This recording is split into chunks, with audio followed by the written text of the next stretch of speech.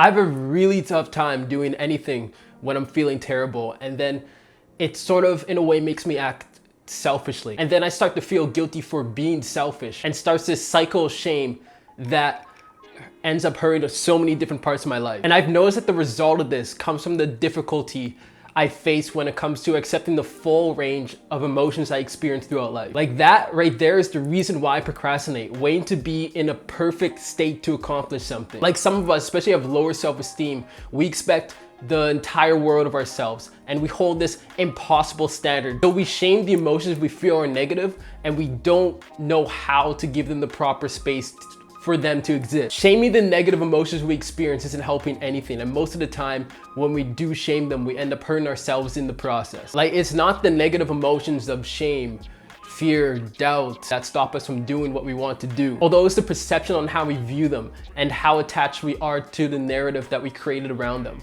The narrative being, I shouldn't feel this way. Like, it's unrealistic to think that you shouldn't feel a certain way. Like, if you're feeling shitty, that should be okay. At some point in your life, you should feel like shit, and here's why. But before I explain, sign up for my email list in the first link in the description down below, because I started doing uncut, raw content on top of the other content that I do put out on the list.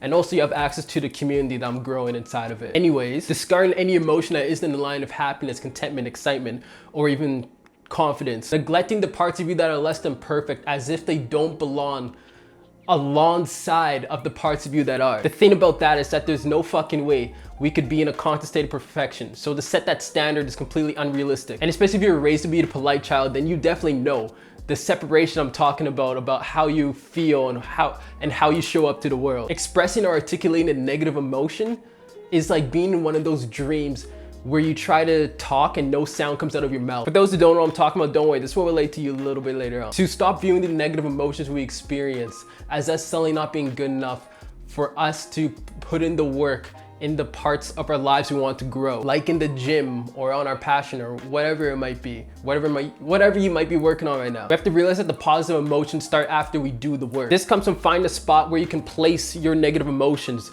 and find out where they can exist freely. Recognizing that they are a part of us too. Like, they probably won't fit in the same spaces that positive emotions fit.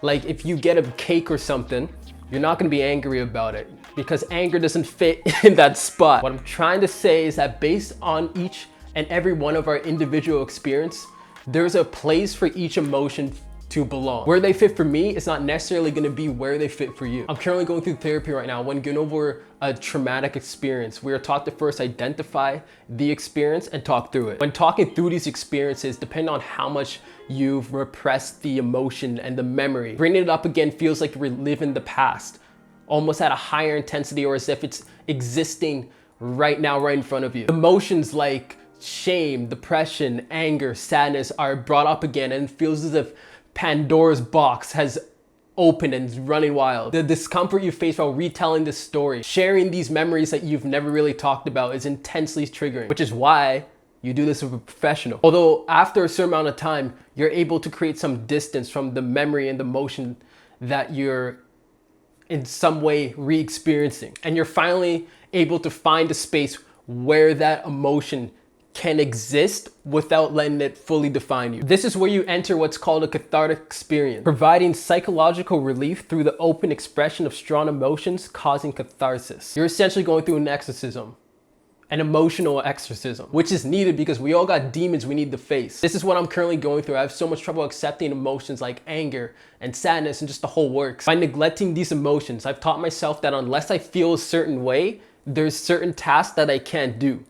And there's certain things that I can't accomplish because I was always waiting to be in the right state of mind to go out and get started. Because I felt that these negative emotions just were so wrong to feel. And that cycle of guilt for feeling a certain way I'll go through, especially when it came to starting up my passions or building up my first streams of income. I would wait until I feel a certain way to take action on something I want to do. And when it comes to expressing these negative emotions, without being comfortable with experiencing them, I would always have trouble articulating them. This suppression of this part of myself is what led to low self-esteem and why I kept falling into the cycle of guilt when it came to expressing my emotions that I feel are there, but I'm having trouble getting them out. Wait until I feel right and not giving the proper space to express these emotions is conditional love. The worst kind of love you can have for yourself. Only feeling as if you're good enough to express when you have emotions that are deemed acceptable to express. It's as if I thought that these negative emotions don't deserve a seat or play a part in any of the successes that I have. And for me to get to where I want to go, I would have to keep them hidden or not show them. When in fact, once you get down to it, they play a huge role in getting to where you need to go. How can I accept and break this cycle of low self-esteem when I'm only willing to accept certain parts or certain emotions to exist freely inside of me? I see this mentality trickle over in other aspects of my life too. And in my last video, I go a little bit deeper on sort of the cost of not feeling good enough and sort of finding the truth on why that is and whatnot. Watch it. I don't know, I'll put it right there.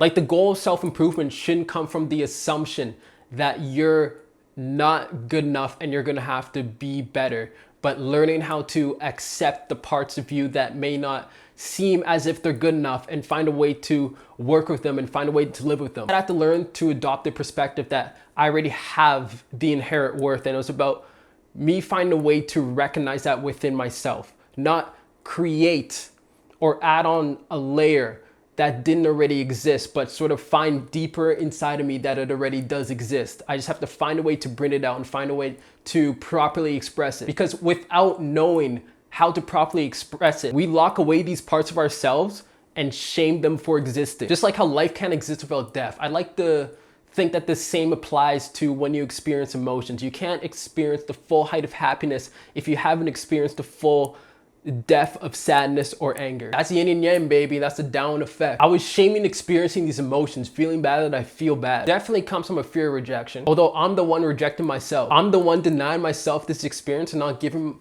myself permission to show this sad. And that's even before you're able to put yourself in a spot to be rejected. Off topic, but also kind of on topic. That's exactly why we procrastinate. We reject ourselves before we give ourselves the opportunity to be rejected. Thinking that if we wait long enough, this perfect version of ourselves will randomly emerge out of nowhere. So we stick to the busy work, the stuff that keeps us busy, but is not making any progress in what we're trying to do. Until the very last second comes and we realize, oh shit, we just gotta start. I'm sure a lot of us are aware of this mask that we show, and when we do it, especially when we're around people we just met, or honeymooning with the person that we like, or when we're just about to start our first new venture. The suppression of these negative emotions, of sadness, of doubt, of fear, of anger, is the mask that I had to learn to take off. Because I started to wonder if I would live an entire life with this mask on just to keep things the way they are. Most of the pain from the fear of rejection comes from the guilt of the shame that I face when showing the negative parts of who I am. Neglecting this part of me as if it shouldn't be there. This is why I struggle doing things that are actually good for me for so long, like writing these videos, working out, or actually working. And it wasn't until I started to see that's even more important for me to start doing them when I'm in this negative state. Because doing them in that negative state shows myself that I don't need to feel a certain way to accomplish something. And over time, that teaches me to learn how to love myself unconditionally. That's why doing things like going to the gym, even if you think you're gonna have a shit workout, is honestly one of the most beneficial things you can do for your mind. By letting go of the expectation I have to be in this perfect state for something to happen. The state you're looking to be in tends to follow. And the message that sends to your brain is that you don't need to have certain emotions to be worthy or capable of accomplishing the task. You just simply need to be willing to start. Even if the task you did wasn't perfect, you still did it. And sometimes even after we do it, we feel like we didn't do enough. But that's a problem for comparison. And that's a whole nother topic. As we learn to recognize the unique imperfection of each and every emotional state, we can start to see the beauty in them. We see it in music and movies all the time. Whether I feel like shit, like how I do right now, or I feel like $1,000,000, by accepting the state that we're in and doing what we need to do anyways, after we get a few sloppy tries out the way, we might end up being surprised. And notice that we found a way to enter that cathartic experience by purging out these negative emotions. I actually wrote 2 other videos before this one because I felt this one was the thing I need to work through the most. Because as you know by now, these videos are my own emotional purge. Although I still felt myself struggling with expressing the emotions that I want to show, I felt that I needed to find a way to get better. So instead of writing a whole ass video, I decided to make these little mini purges. A low pressure environment to accept my imperfections, which was me, which is essentially me just filming unscripted raw content just 2 to 5 times a day. I'll literally just pick up my phone and just film it and start talking about random shit until I eventually started making this video. Actually, I spent a week exercising those emotions out of my system and being able to find a way to articulate them more clearly. So normally a video like this would probably take me like a week to write, and I would like procrastinate a fuck ton. But through this method, I've found myself being more comfortable with freely articulating myself, and this only took me a day to write. Like, it was so fucking hard rewatching those tiny little videos I made, because especially my first few, I would literally start talking and I would just blank. I wouldn't even know what to say next. The thing that's been kind of carrying me this entire time was that my writing skill is a lot higher than me actually talking to a camera.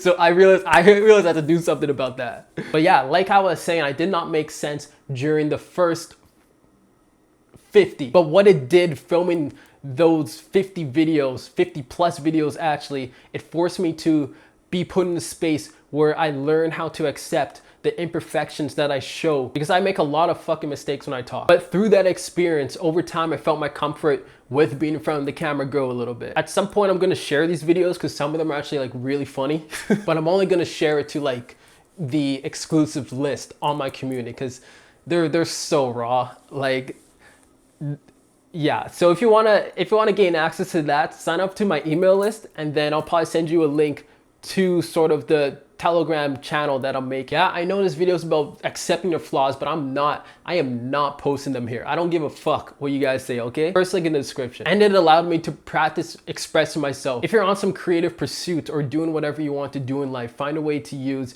what you love doing as a way to create a moment of catharsis for yourself on a tinier scale, in a more lower pressure environment. You might be like me and you only feel safe sharing when you have like this relatively perfect idea shared in the perfect way. But actually, I'm reading my script right now, and a lot of what I wrote down didn't make sense, so I'm kind of just like going off the cuff for a lot of this video. Although you can find a way to express that on a smaller scale. For me, it was those little raw videos. If you want to start working out and you feel insecure about going to the gym, you can start doing 10 push-ups at home every couple of days and start there until you feel comfortable enough in your body to actually head out and go to the gym. If you're into music, maybe make 10-second tiny snippets of a song. If you normally paint detailed masterpieces, maybe just make tiny little sketches every day. Create an environment where you can fail safe and fail fast, just so you can improve on the little things over time, and start creating more frequently without over-identifying with the doubt you face, but finding a space where that doubt can exist. What I notice what is happening to me is that I'm able to experience myself just as I am, and seeing the parts and the role that those negative parts of me play in me being entirely whole. I shouldn't have this much shame attached to negative emotions. You erase what reality is there by projecting what you expect to see. The goal is to be able to express the shit out of these negative emotions we don't want to talk about without feeling as if they need to be repressed. Just like the systems in our body, the digestive system, the skeletal system, the nervous system, they each have specific functions, but they can't function independently from each other. They rely on all the other systems to work properly. I like to think that the same works for your emotions. If you shut one down, you could risk fucking up everything. Remaining so attached to feelings associated with positivity starts to become toxic, because the cycle of shame kicks in when the feeling changes to something else other than happiness. And that's where you start to develop this conditional love for yourself. Only liking yourself when you're literally in a certain emotional state, which isn't fair because emotions sort of just come as they come, you know? It's easy to love yourself when you feel good. That's why alcohol and drugs are so popular. But to love yourself even when you feel bad is some next level shit. When I start to overthink and feel guilty for feeling a certain way, and by literal definition, don't feel good enough to deserve good things, it becomes so frustrating when you can literally see yourself experiencing being sad or confused or skeptical, and then being uncertain why you're not allowing yourself to express that in the first place. You can't find the words because it's almost like your body has just put this ban on expressing what you're actually feeling. And this is what leads to loneliness and why you could still be lonely even when you have people around. Because loneliness comes from the lack of freedom to express the full range of emotions that you experience. And a lot of the time, the rejection comes from ourselves. This is the true meaning of if you're lonely when you're alone, you're in bad company. And how to tell when you're just in bad company. I hope that made sense. Neglecting the full range of emotions that you experience as a human to have their space to exist is likely the problem. And it's time to learn otherwise. And that's it for this video. Thank you for watching. Join my email list in the first link below because I'm gonna start putting out a lot more uncut raw content on top of this mini snippets of like these videos to sort of summarize them just to make it like, I don't know, if you don't have much time to like sit through this, I don't know, 15 minutes, 12 minutes. I don't know, I sum them up in like 3 or 4 minutes on top of other content that I find interesting. And you also have access to a community of like-minded individuals. So if you want all that, first link in the description. And thank you so much for watching. I'll see you next time.